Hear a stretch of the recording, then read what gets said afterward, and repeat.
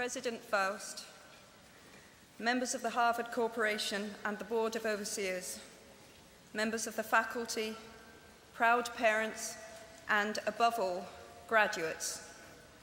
The first thing I would like to say is thank you.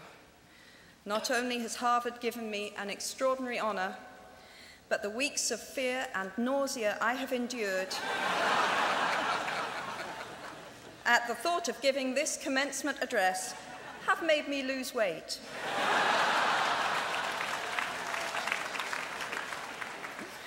A win-win situation.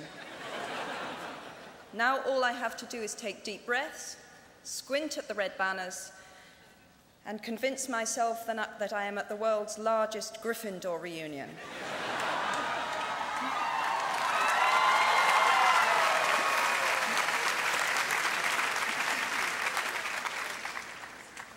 Delivering a commencement address is a great responsibility, or so I thought, until I cast my mind back to my own graduation.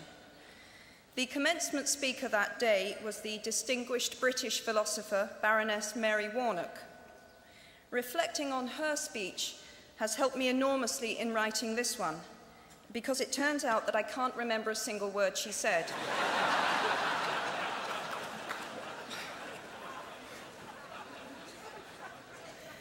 This liberating discovery enables me to proceed without any fear that I might inadvertently influence you to abandon promising careers in business, the law, or politics for the giddy delights of becoming a gay wizard.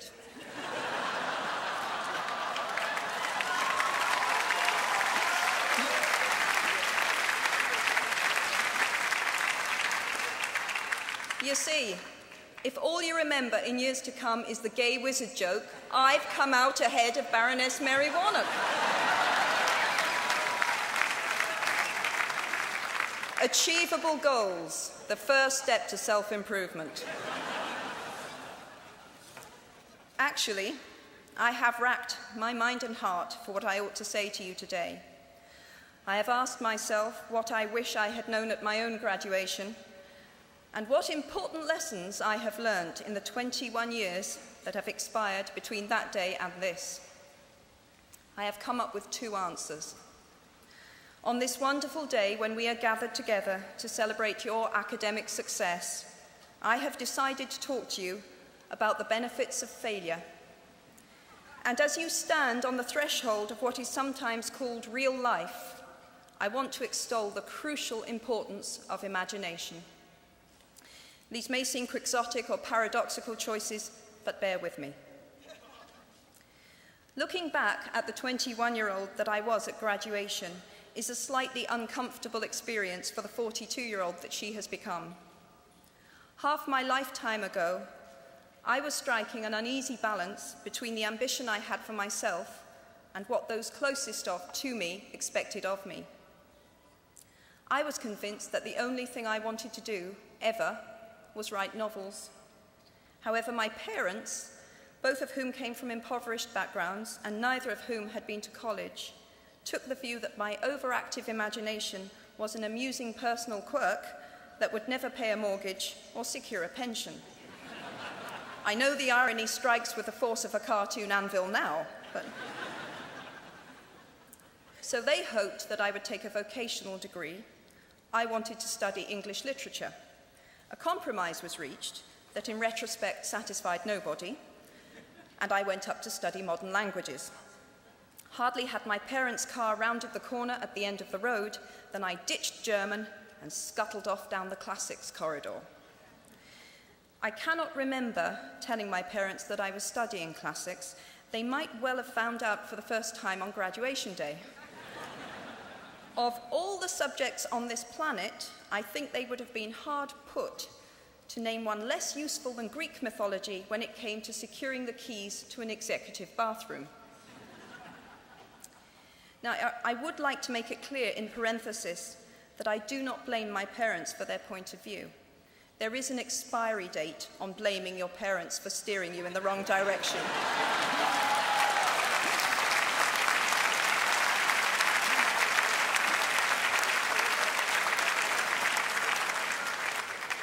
The moment you are old enough to take the wheel, responsibility lies with you.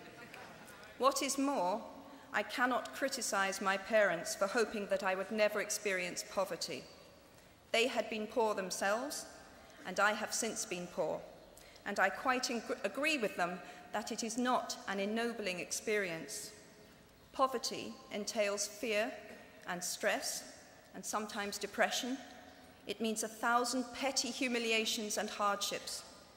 Climbing out of poverty by your own efforts, that is something on which to pride yourself, but poverty itself is romanticized only by fools. What I feared most for myself at your age was not poverty, but failure.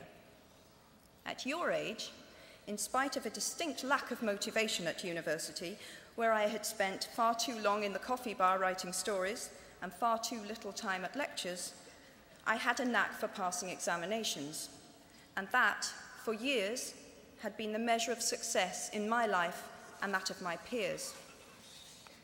Now, I am not dull enough to suppose that because you are young, gifted, and well-educated, you have never known heartbreak, hardship, or heartache.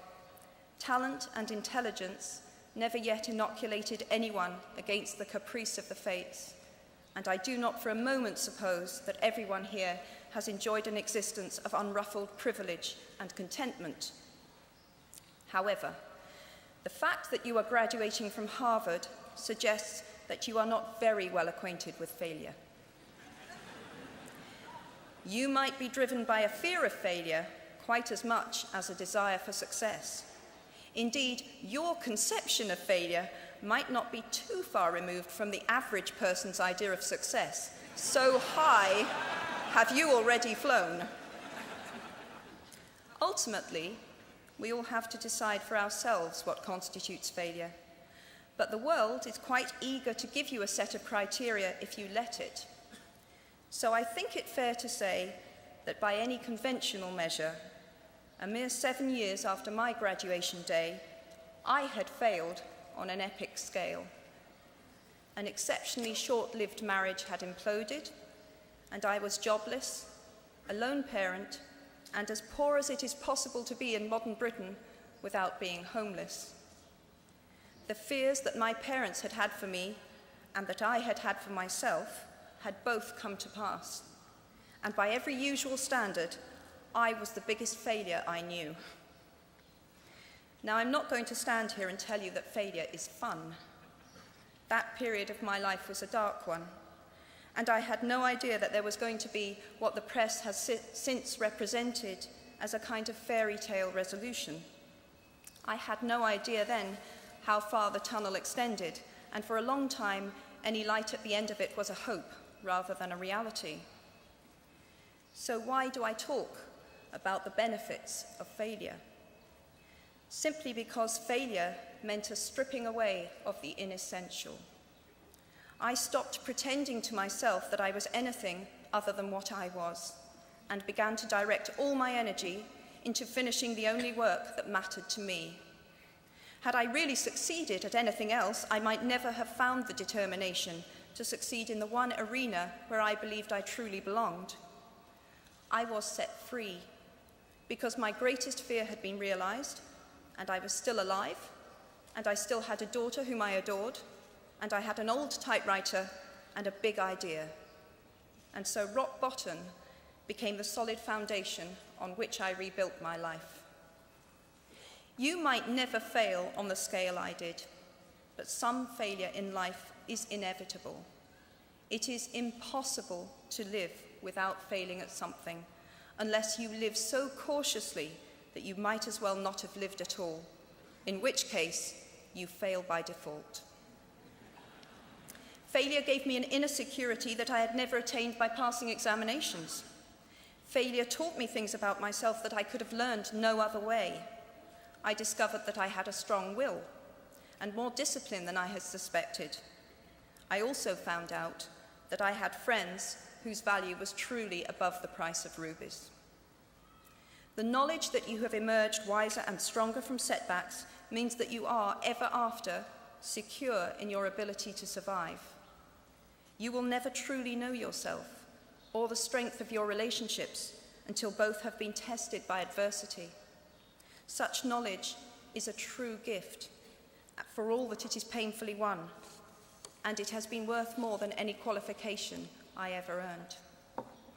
So given a time turner, I would tell my 21-year-old self that personal happiness lies in knowing that life is not a checklist of acquisition or achievement. Your qualifications, your CV, are not your life, though you will meet many people of my age and older who confuse the two. Life is difficult and complicated and beyond anyone's total control, and the humility to know that will enable you to survive its vicissitudes.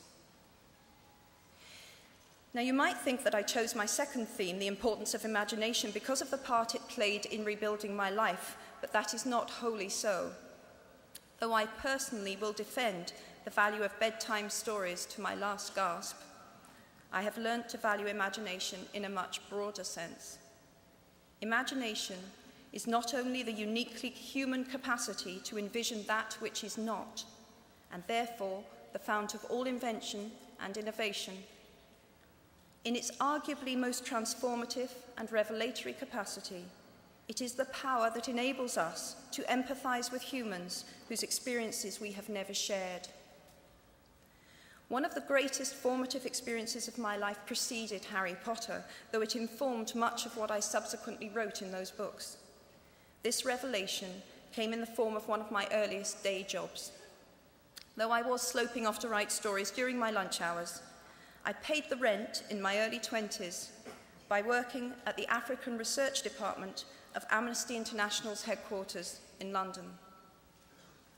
There in my little office, I read hastily scribbled letters smuggled out of totalitarian regimes by men and women who were risking imprisonment to inform the outside world of what was happening to them.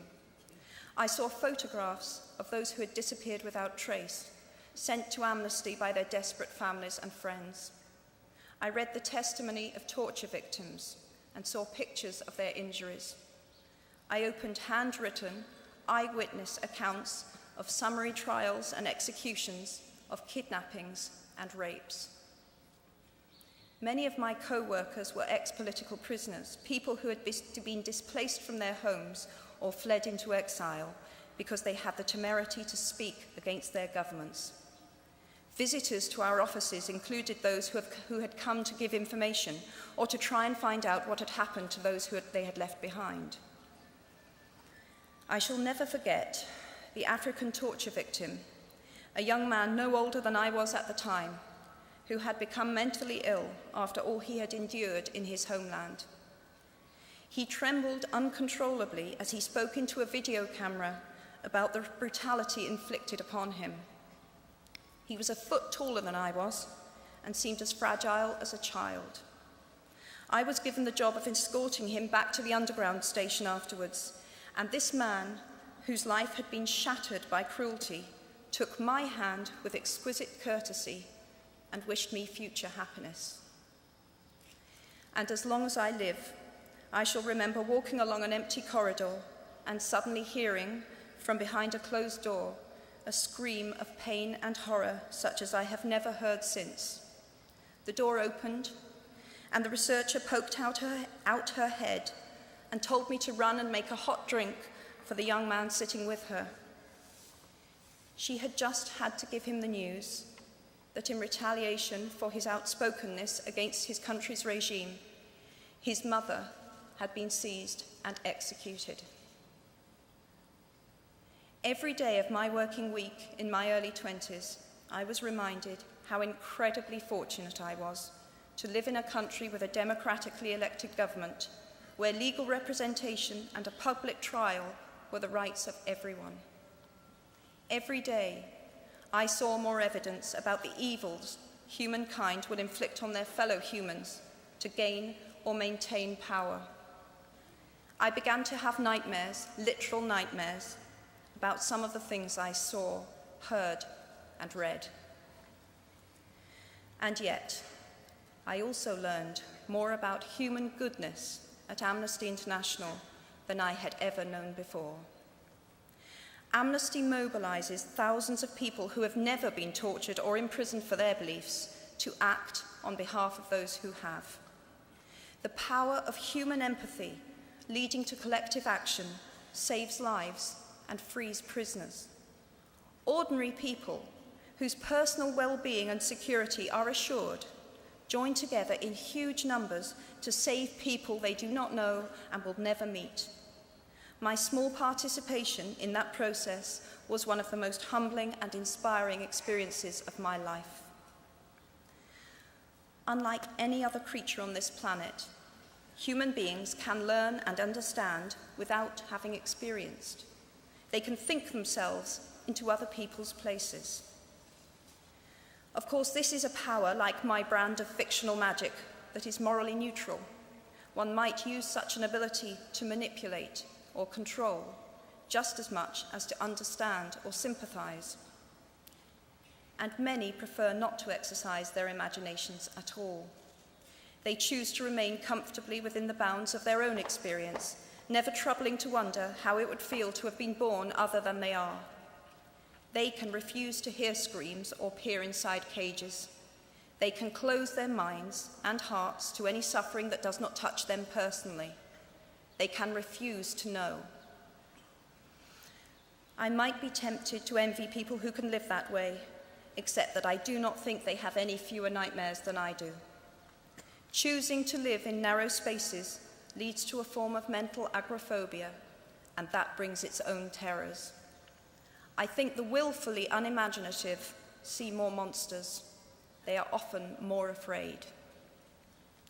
What is more, those who choose not to empathize enable real monsters, for without ever committing an act of outright evil ourselves, we collude with it through our own apathy. One of the many things I learned at the end of that classics corridor down which I ventured at the age of 18 in search of something I could not then define was this, written by the Greek author Plutarch: "What we achieve inwardly will change outer reality." That is an astonishing statement, and yet proven 1,000 times every day of our lives.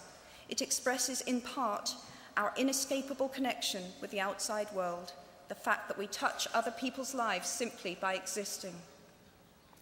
But how much more are you, Harvard graduates of 2008, likely to touch other people's lives? Your intelligence, your capacity for hard work, the education you have earned and received give you unique status and unique responsibilities. Even your nationality sets you apart.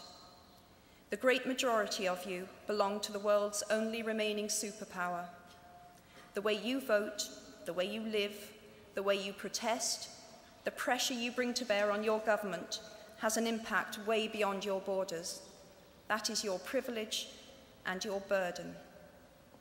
If you choose to use your status and influence to raise your voice on behalf of those who have no voice, if you choose to identify not only with the powerful but with the powerless, if you retain the ability to imagine yourself into the lives of those who do not have your advantages, then it will not only be your proud families who celebrate your existence, but thousands and millions of people whose reality you have helped change.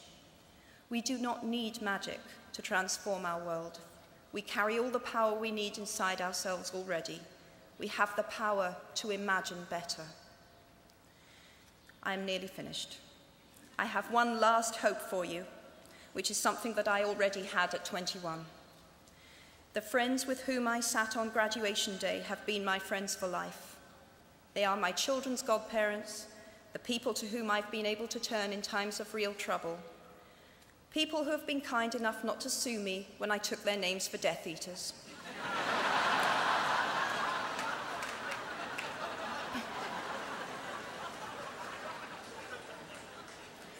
At our graduation, we were bound by enormous affection, by our shared experience of a time that could never come again, and of course, by the knowledge that we held certain photographic evidence that would be exceptionally valuable if any of us ran for Prime Minister. So today, I wish you nothing better than similar friendships, And tomorrow, I hope that even if you remember not a single word of mine, you remember those of Seneca, another of those old Romans I met when I fled down the classics corridor in retreat from career ladders in search of ancient wisdom. As is a tale, so is life.